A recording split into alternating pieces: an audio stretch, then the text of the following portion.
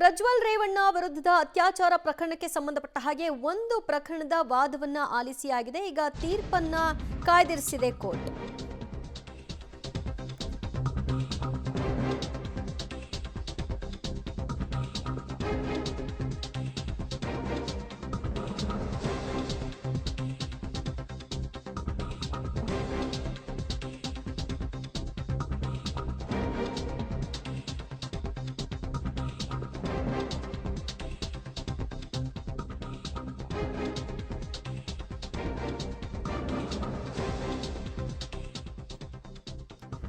ಪ್ರಜ್ವಲ್ ರೇವಣ್ಣ ವಿರುದ್ಧದ ಅತ್ಯಾಚಾರ ಪ್ರಕರಣಕ್ಕೆ ಸಂಬಂಧಪಟ್ಟ ಹಾಗೆ ಜುಲೈ 30ನೇ ತಾರೀಕಿಗೆ ತೀರ್ಪನ್ನ ಕೊಡೋದಾಗಿ ನ್ಯಾಯಾಲಯ ಹೇಳಿದೆ.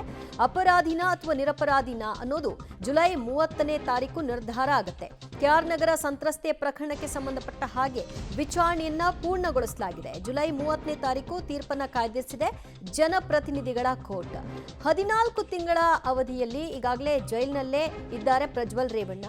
ಕೇಸ್ ಏನಾದರೂ ಸಾಬೀತಾದ್ರೆ, ರೇಪ್ ಕೇಸ್ ಏನಾದರೂ ಸಾಬೀತಾದ್ರೆ ಪ್ರಜ್ವಲ್ಗೆ ಇನ್ನಷ್ಟು ಸಂಕಷ್ಟ ಕಟ್ಟಿಟ್ಟ ಬುತ್ತಿ.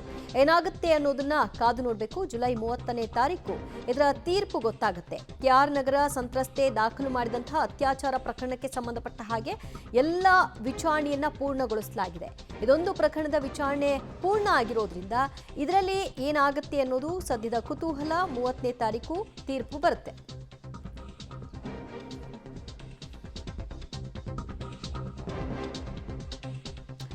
ಒಂದು ಪ್ರಕರಣದ ವಿಚಾರಣೆಯನ್ನ ಈಗಾಗಲೇ ನ್ಯಾಯಾಲಯ ಪೂರ್ಣಗೊಳಿಸಿದೆ. ಈ ಕೇಸ್ನಲ್ಲಿ ಅವರು ಅಪರಾಧಿ ಅಂತ ಸಾಬೀತಾದ್ರೆ ಮತ್ತೆ ಅವರು ಜೈಲು ಶಿಕ್ಷೆಯನ್ನು ಕಂಟಿನ್ಯೂ ಮಾಡಬೇಕಾಗತ್ತೆ. ಒಂದು ವೇಳೆ ಅದು ನಿರಪರಾಧಿ ಅಂತ ಆದರೆ ಆಗ ರಿಲ್ಯಾಕ್ಸ್. ಬಟ್ ಈ ಬಗ್ಗೆ ಇನ್ನಷ್ಟು ಮಾಹಿತಿ ಕೊಡ್ತಾರೆ ನಮ್ಮ ಪ್ರತಿನಿಧಿ ಮುರಳೀಧರ್. ಈ ಒಂದು ಪ್ರಕರಣದ ವಿಚಾರಣೆಯನ್ನ ಪೂರ್ಣಗೊಳಿಸಲಾಗಿದೆ. ಈಗ ಸದ್ಯ ನ್ಯಾಯಾಲಯ 30ನೇ ತಾರೀಕಿಗೆ ಆದೇಶ ಕಾಯ್ದಿರಿಸಿದೆ.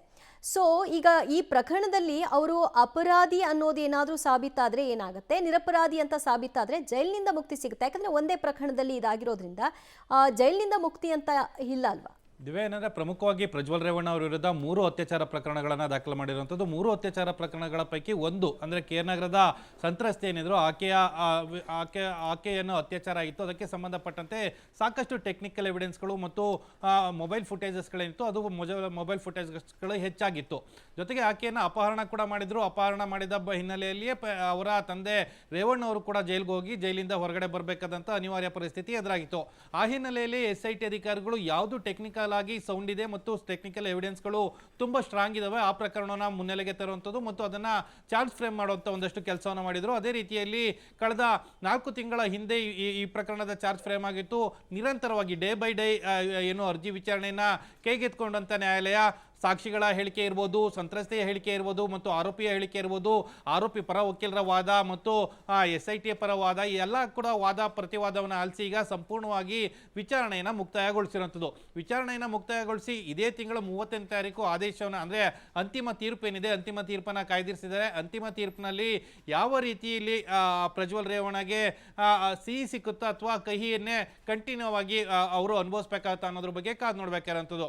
ದಿವ್ಯ, ಪ್ರಮುಖವಾಗಿ ಹೇಳ್ತಾ ಇದ್ರಿ ಜೈಲಿನಿಂದ ಹೊರಗಡೆ ಬರಲಿಕ್ಕೆ ಅವಕಾಶಗಳಿದೆಯಾ ಅಂತೇಳಿ. ಯಾಕೆಂದ್ರೆ ಇದು ಮದರ್ ಕೇಸ್ ಅಲ್ಲ. ಮದರ್ ಕೇಸ್ ಇರುವಂಥದ್ದು ಹೊಳೆನರಸೀಪುರದ ಪ್ರಕರಣ, ಅತ್ಯಾಚಾರದ ಪ್ರಕರಣ. ಆ ಕೇಸಲ್ಲಿ ಇನ್ನೂ ಕೂಡ ಅವ್ರಿಗೆ ಜಾಮೀನು ಸಿಕ್ಕಿಲ್ಲ, ಅದು ಇನ್ನೂ ಕೂಡ ಚಾರ್ಜ್ ಫ್ರೇಮ್ ಆಗಿಲ್ಲ. ಆ ಹಿನ್ನೆಲೆಯಲ್ಲಿ ಈ ಪ್ರಕರಣದಲ್ಲಿ ಏನೇ ಆದರೂ ಕೂಡ ಅದು ನಿರಪರಾಧಿ ಅಂತ ಘೋಷಣೆ ಆದರೂ ಕೂಡ ಅವರು ಜೈಲಿನಲ್ಲೇ ಇರಬೇಕಾದಂಥ ಪರಿಸ್ಥಿತಿ ಬರುತ್ತೆ. ಅಥವಾ ಅಪರಾಧಿ ಅಂತೇನಾದರೂ ದೋಷಿ ಅಂತೇನಾದರೂ ಆದೇಶವನ್ನು ಕೊಟ್ಟಿದ್ದೆ ಅಂತ ಎಷ್ಟು ವರ್ಷಗಳ ಕಾಲ ಶಿಕ್ಷೆ ಏನು ಅನ್ನೋದ್ರ ಬಗ್ಗೆ ಮುಂದಿನ ಹಂತಗಳಲ್ಲಿ ತೀರ್ಮಾನ ಆಗುವಂಥದ್ದು. ಒಟ್ಟಿನಲ್ಲಿ ಕಳೆದ ಜುಲೈ ಸಂದರ್ಭದಲ್ಲಿ ಬಂದಂತ ಪ್ರಕರಣ ಏನಿತ್ತು 1 ವರ್ಷದ ಒಳಗಾಗಿ ಸಂಪೂರ್ಣವಾಗಿ ಮುಕ್ತಾಯಗೊಳ್ತಿದೆ ಮತ್ತು ಅದರ ಅಂತಿಮ ತೀರ್ಪು ಕೂಡ ಹೊರಗಡೆ ಬರ್ತಾ ಇರುವಂತದ್ದು. ದಿವ್ಯಾ, ಥ್ಯಾಂಕ್ ಯು ಮುರಳಿ ನಿಮ್ಮೆಲ್ಲ ಮಾಹಿತಿಗೆ.